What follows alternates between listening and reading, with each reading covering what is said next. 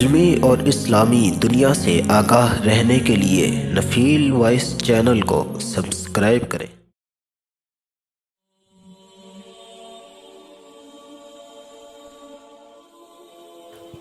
جنگ یرموک۔ حضرت ابو جہم بن حذیفہ رضی اللہ تعالیٰ عنہ کہتے ہیں کہ میں یرموک کی لڑائی میں اپنے چچا زاد بھائی کی تلاش میں نکلا کہ وہ لڑائی میں شریک تھے، اور ایک مشکیزہ پانی کا میں نے اپنے ساتھ لیا کہ ممکن ہے وہ پیاسے ہوں تو پانی پلاؤں۔ اتفاق سے وہ ایک جگہ اس حالت میں پڑے ہوئے تھے کہ دم توڑ رہے تھے۔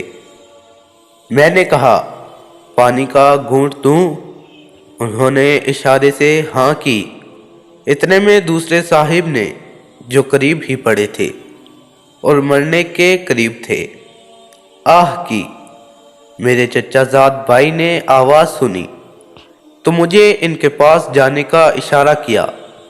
میں ان کے پاس پانی لے کر گیا۔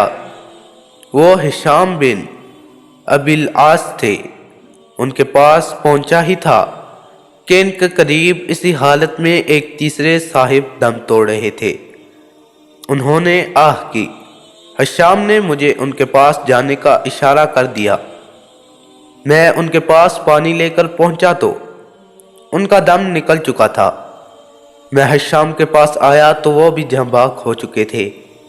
ان کے پاس سے اپنے بھائی کے پاس لوٹا تو اتنے میں وہ بھی اس دنیا سے رخصت ہو چکے تھے۔